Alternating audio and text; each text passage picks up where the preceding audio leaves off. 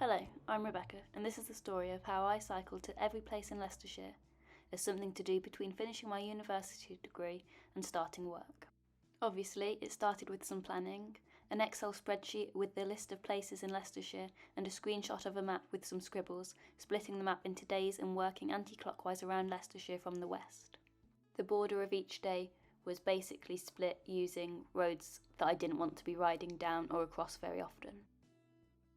Then there was a post on social media and a fundraising page for World Bicycle Relief set up. And then it was time to do it. Day 1 was the 4th of July and I set off at 7 a.m, which didn't seem too bad because my brother set off at a similar time for a tennis tournament. It has just gone 7 and I've just reached the first stop of today's Day 1 ride, which is Kirby Muxley. I continued zigzagging around familiar roads, passing through places like Ratby, Newtown and Thunk, Botcherston and Markfield.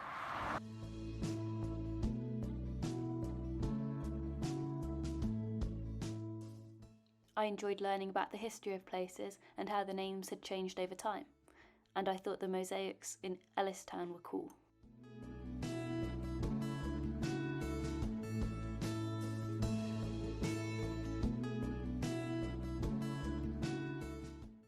I was then into unfamiliar areas and roads I hadn't been down before, in places like Bardon Hill.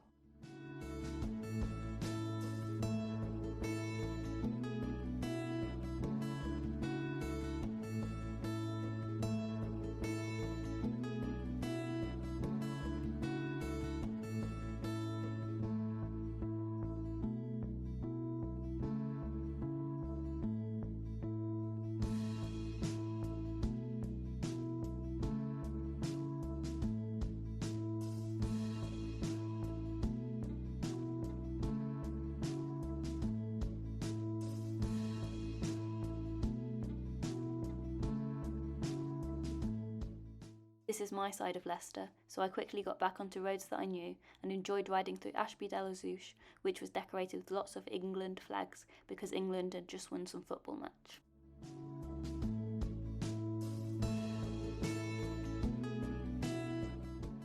I zigzagged a bit on the border and saw a Leicestershire sign, stopped for a photo and banged my head on it. I'm not sure how. This was the first Leicestershire sign I had seen on my ride. I went out the day before to where I thought there was one, on the Warwickshire border, but it was no longer there. I then continued to a place appropriately named Boundary. It is 10 o'clock, I'm 35 miles in, and I have just reached Boundary, which is on the border between Leicestershire and Derbyshire. It is 10:30, I've just stopped for a sandwich, and it literally just started raining as I sat down on the bench, but it's stopped again now, which is good. I also put my Garmin on charge while I was stopped, as I wasn't sure if the battery would last and the cable doesn't fit when it is on the mount.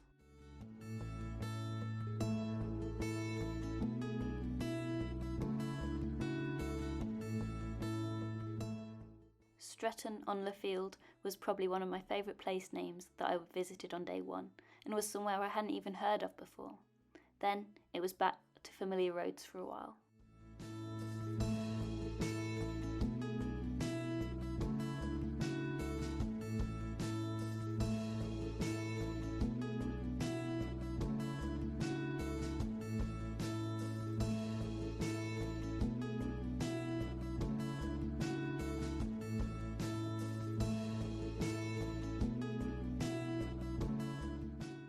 I've just reached New Boldverden, which on my usual ride is 5 miles in, but today I'm 68 miles in.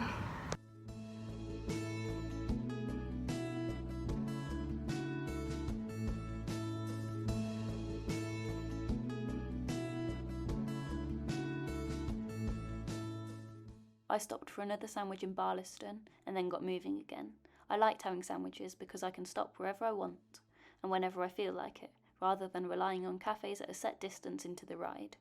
The ones I chose for this ride were just bake-at-home baguettes with a little bit of butter.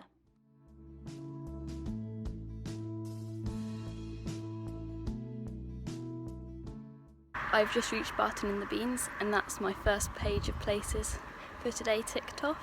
The second page isn't complete, so I'm over halfway there now.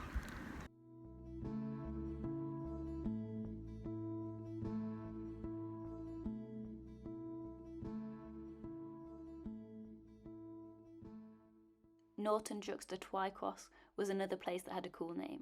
I then got a bit wet and misty. This is looking out over the border into North Warwickshire. I've just made it to Shackleton. There's the train, and it stopped raining, which is good.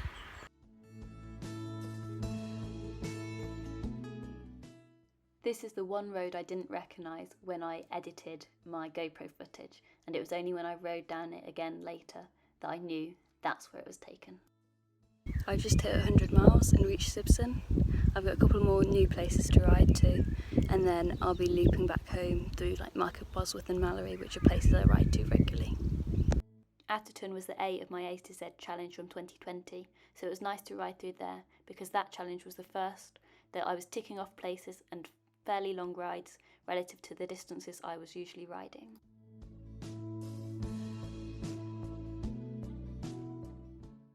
I texted my mum when I reached Sutton Cheney just after Market Bosworth, and the response was that it was beginning to thunder at home. I made it to Mallory before I reached the thunder. The first rumble came just as I took my photo, so then I raced home without stopping to take any more photos and got home just before 6. And that was day 1 complete. My longest ever ride at 125 miles and the first 80 places ridden to. Day 2 started with sunshine, hence the squinting at the camera, and then I started heading west.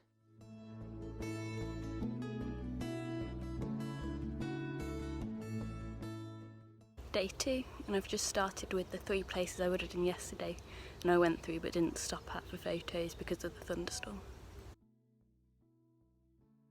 I enjoyed riding through Stapleton because they were narrow roads close to home that I'd never ridden on before, and I could extend my usual training route to include them. I learnt that Fenny Drayton is the geographical centre of England when I was doing my research for the ride. Then I rode through Hinckley, which I know really well because I spent the previous months learning to drive and practising for my driving test in Hinckley.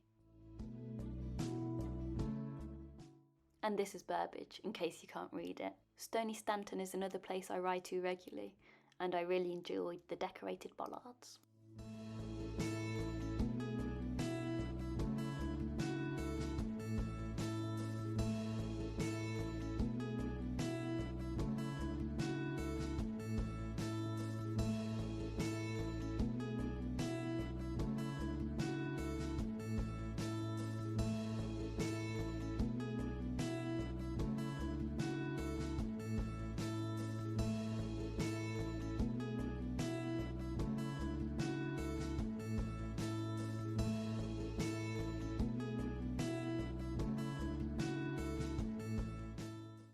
I stopped at High Cross, which marks the geographic centre of Roman Britain, near the crossroads of 2 of the most important Roman roads, Watling Street, which is the A5, and the Fosse Way.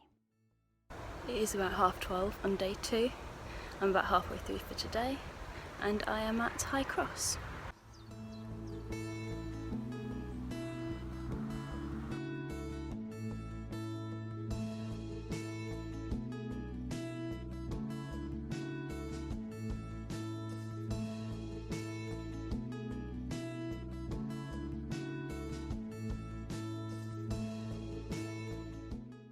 I've just stopped for my second sandwich and then topped up on sun cream, and I'm all ready to go again. I like riding through Lutterworth, mainly to see their town hall because it just looks nice, and to see the aeroplane. I then jumped on the bike path, which runs parallel but hidden by the trees to the dual carriageway, and crossed the M1 on the bike path, which then continues to Misterton.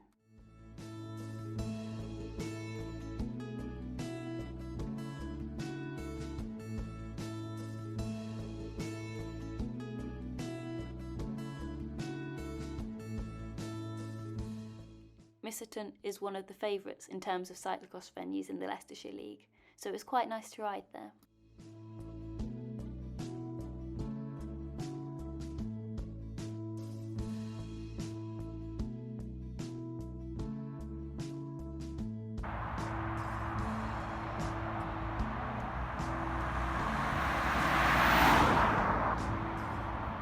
I was very excited to ride around Catthorpe, mainly to go under all of the bridges for the Catthorpe interchange.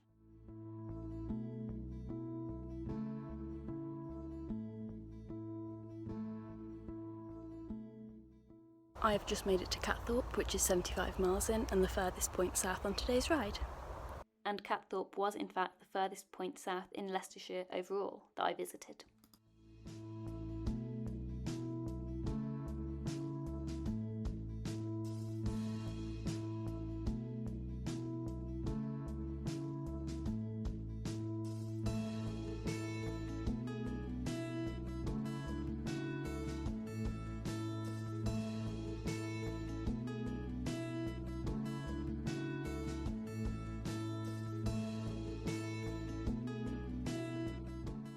I learnt lots about Leicestershire through research when making my list of places and planning, but also on the road, stopping at the signs and plaques that provide information, usually about the history. It is amazing how much I didn't know about where I live. The climb near Stanford-on-Avon was a bit tough, but the view was really nice. I am in South Kilworth, and that's the first page of places done for today. The second page is about half a page, so that will get done quicker.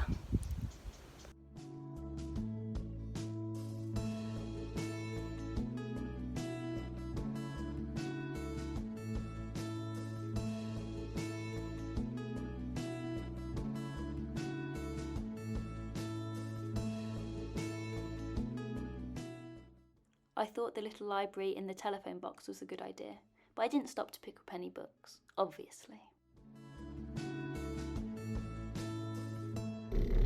The gated road is Foston, near Countersthorpe, which is one of my favourite roads ever. I'm generally not a fan of gated roads. I would rather have a cattle grid, but I do quite like this one.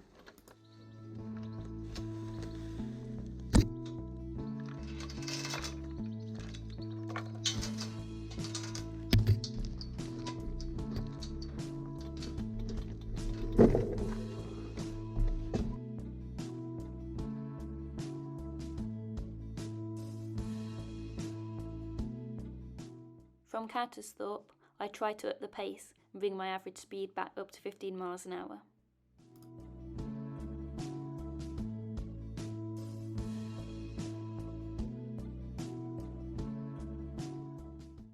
Overall, day 2 was 106 miles and 60 new places. The following day I had a rest day, so cleaned my bike and baked some more treats ready for day 3. On day 3, I set off just before 7 and headed along the bike path to Foss Park and continued along Saw Valley Way to Glenparva and Wigston. This meant it was a slow start to the ride because of all the stopping at crossings. I also saw a fox at Foss Park, not a real one. This wasn't too long after they were introduced, so it was one of the first ones that I had seen.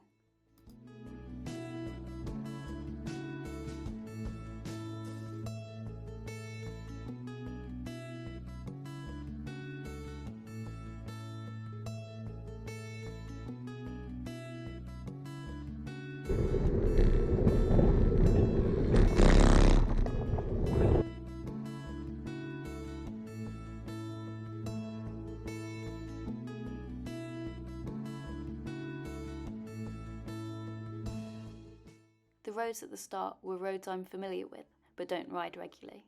Then it was on to unfamiliar roads. I particularly enjoyed the descent from Saddington, and wasn't too keen on the big hills like Gumley.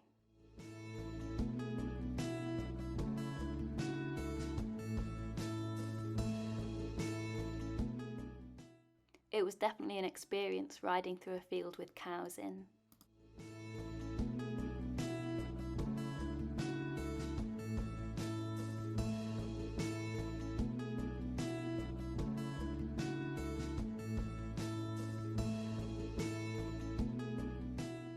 Day 3, it's 10:30 and I'm 42 miles in. I've just stopped for a sandwich. The legs are feeling good, which is good after 2 days and then a day off. My average speed is still just above 15 miles an hour for when I'm cycling, and I'm feeling good. I extended my route a little further than I had planned and plotted because I decided that I wanted to go and see Foxton Locks. I'd been before when I was little, but I couldn't really remember it, and exploring Leicestershire was meant to be a way to get to know my local area better, so I couldn't really give it a miss. I did a loop around Crano to visit a couple of places and really enjoyed the descent as I reached Crano for a second time.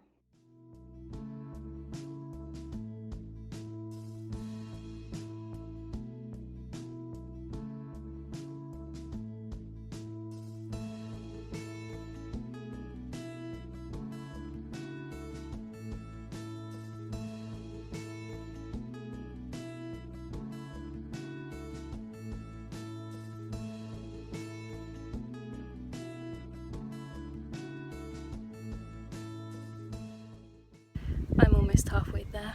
I just did a massive climb, so I'm a bit tired, but the views are wonderful.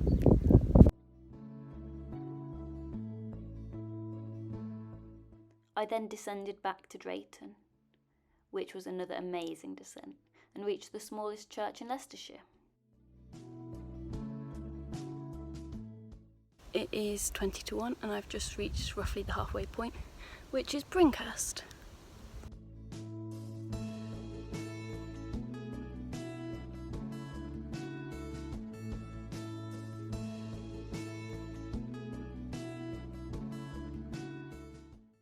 And then I crossed the border into Rutland when I reached Alixton, but I didn't actually ride through Rutland for any considerable time. It's 2 o'clock and I've just stopped for my second sandwich. I'm 77 miles in and I really hope I've done most of the hilly bit now, because that last bit was pretty awful. I've just hit 100 miles, so I stopped and had a sandwich, ready to get back on the road again now.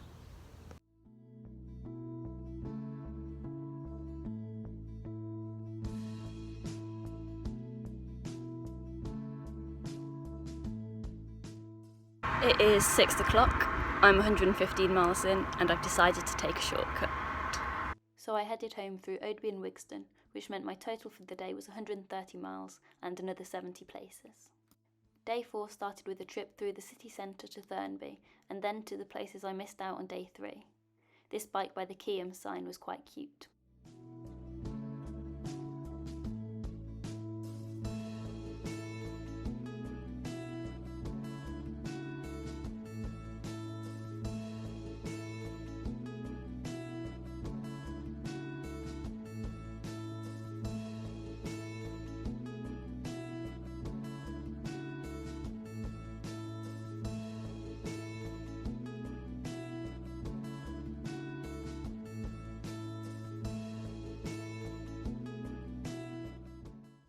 I am in Garsby.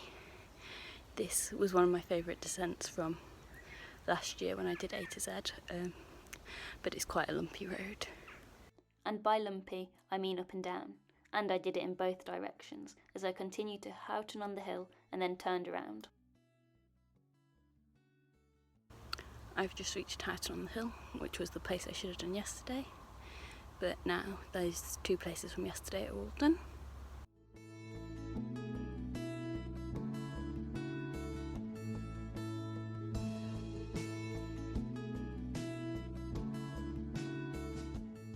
I continued to a couple of other places, such as Lowersby and Marfield, where I reached the sign and then turned around, rather than extending my route by making loops. I climbed up to Tilton on the Hill and climbed up from Lawn to Abbey as well, which was a very big climb. It's 11 o'clock and I've just stopped for my first sandwich. I'm only 40 miles in, but I have done over 850 metres of climbing. It's basically been all up and down so far. I have very fond memories of all the benches that I sat on this challenge, although there were times, such as this, where I was so desperate for food and my sandwich that I just sat on the grass.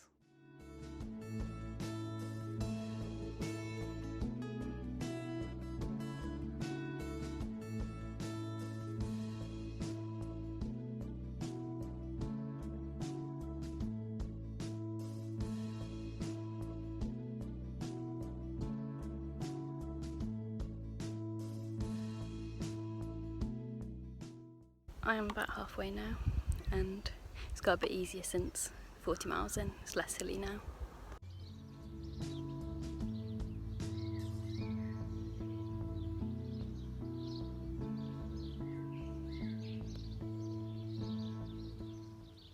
I've just stopped for my second sandwich in Sproxton, and all I can say is it's a lot colder than it said it would be. And then it went a bit wrong. I've just walked up a fair bit because I didn't check the route fully, I just checked the main junctions, so it left me going on a gravel track. But I got too far to find an alternative, so here we go. Back on the road, I reached Melton Mowbray, which in my head sounds so far away from home, but I was actually getting closer to home rather than riding away from it at this point. This section was all unfamiliar roads, all the way to Syston, because I usually stick to the west of Leicester, where I can almost be straight into the countryside and on country roads, rather than having to ride through the city centre.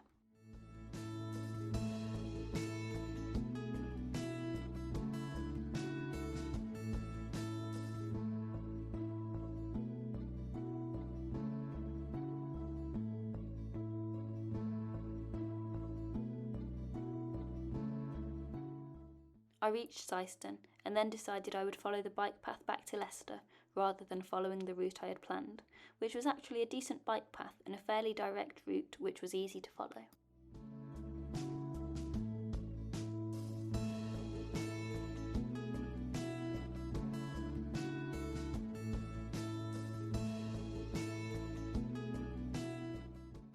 Then, from the city centre I knew my way home easily, and that was day 4 done. 109 miles and another 50 places. That brought my total mileage for the challenge up to more than I usually do in a month. Then I had another rest day. Day 5 was the route that scared me the most because it would take me the furthest from home, up to the northeast of Leicestershire with very little zigzagging. I rode up to Bradgate Park on familiar roads, and then the rest of the journey was mostly new roads.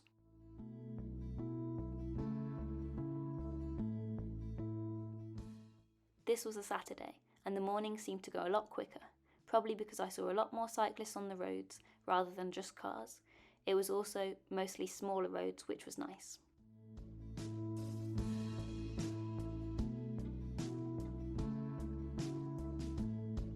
I'm almost 40 miles in, and I've just stopped for my first sandwich.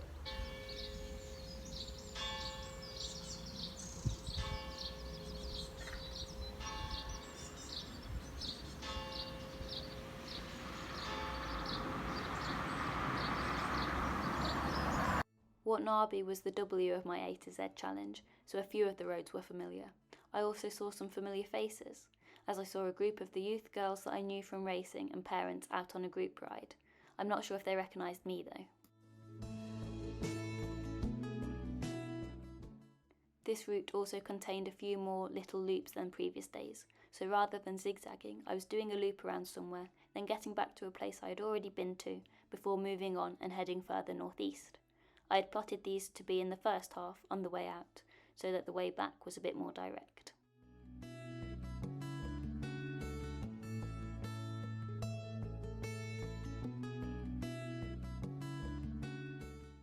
It started to get hillier the further I got. The climb to Croxton Kerrial was a tough one, although I did enjoy turning around and descending it.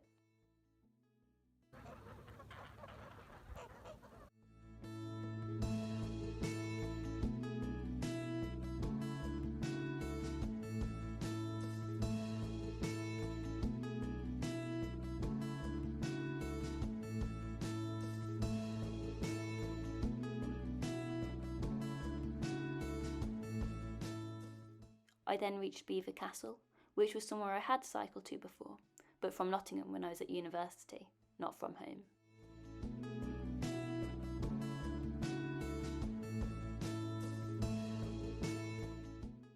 I briefly visited Nottinghamshire, as I headed into Nottinghamshire before turning west to Muston, crossing the A52 at a gated road rather than having to plot a longer route to reach it.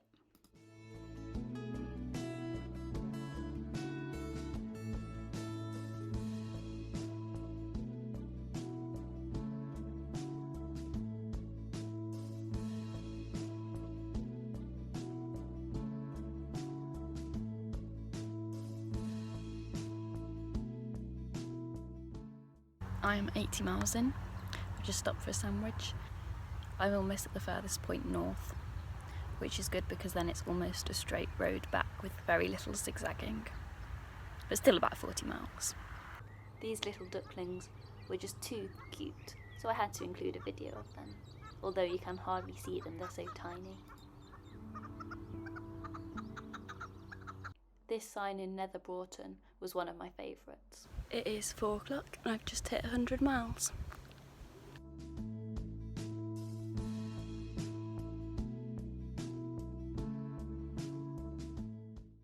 I continued southwest back to Leicester on some slightly faster roads and went through Seagrave and Mount Torrell before reaching Rothley, where I joined the roads I'd started on and came home the same way through Bradgate Park and Groby.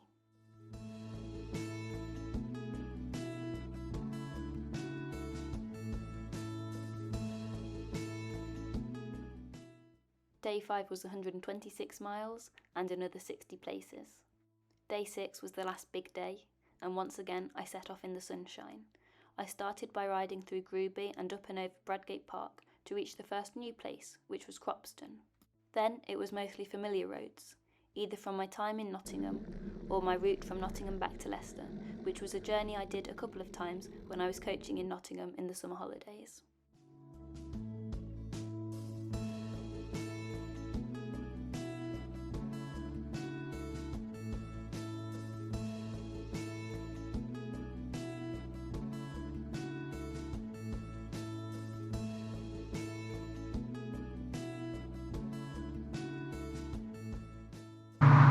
Day 6, I'm 25 miles in and I've just reached Prestwold, which is where I learned to ride road bikes. I did many sessions at Prestwold Hole as a youngster, through British Cycling Holiday Days or Women and Girls sessions. This was before we had venues like Harvey Haddon and Leicester Cycle Circuit. It was where I learned most of the road cycling skills and group riding, so reaching there on the last big day of my challenge was a little bit special and brought back happy memories. Then I rode through Loughborough and headed back out of Loughborough towards Quorn on the bike path. I then headed towards Woodhouse Eaves, but turned so I didn't have to climb up Beacon Hill, although the climb I chose instead was just as tough.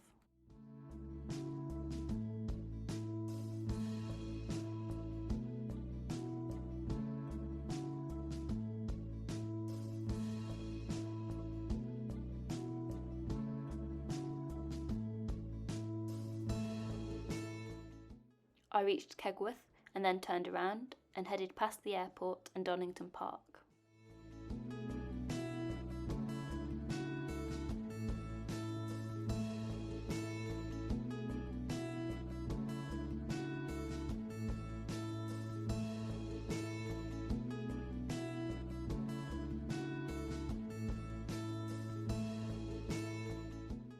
I didn't see any planes taking off or landing when I was close, which was a shame.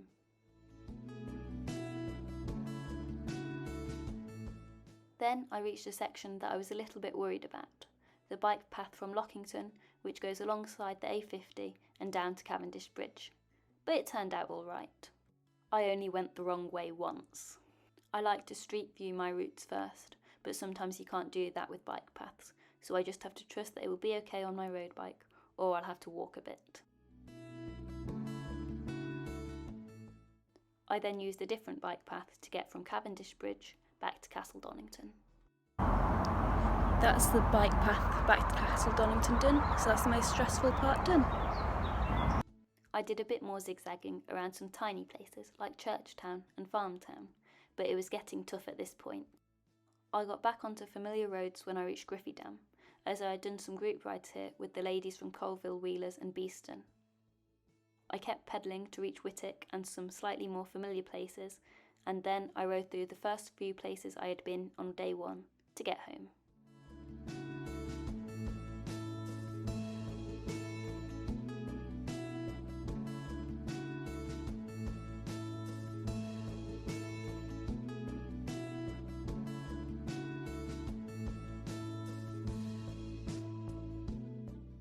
Overall, I did 103 miles and reached another 50 places, slowly.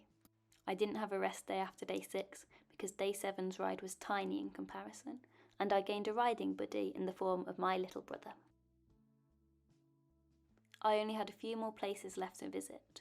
I could have probably added them in to some of the other rides, but those days were long enough, so I left them for a day 7 ride, which was extended by visiting other places in Leicester. And the first place I had to visit was Glenfield.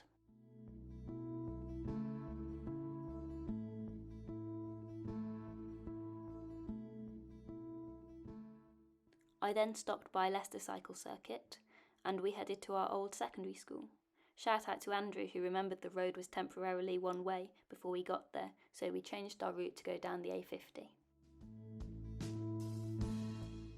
We went through Abbey Park, past the Space Centre and through Watermead Park, on our way to the next couple of places, Wanlip and Birstall, which, although very local, were 2 places I hadn't been to before, by bike.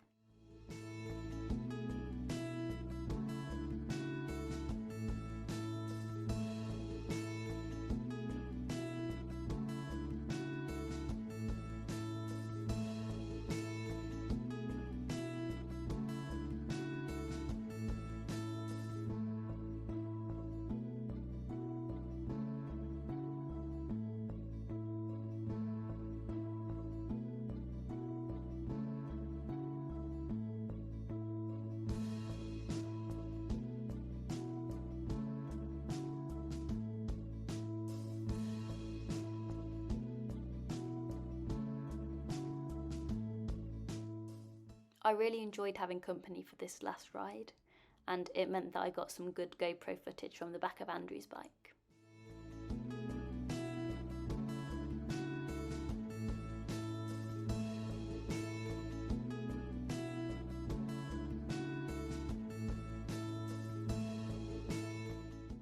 Then we headed to the city centre to stop at the town hall and the train station before going to Victoria Park, which was a lovely place to cycle around.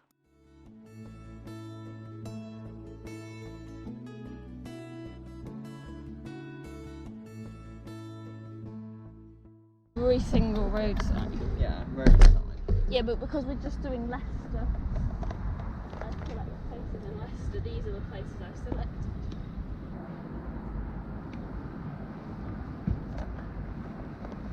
Ready?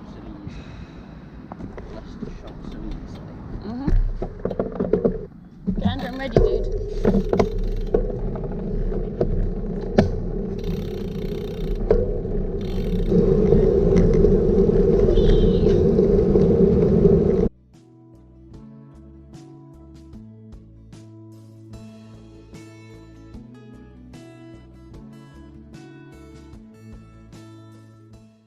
The last few places we visited were the Tigers Ground, the Leicester City Stadium, Weston Park, and we ended at our old primary school.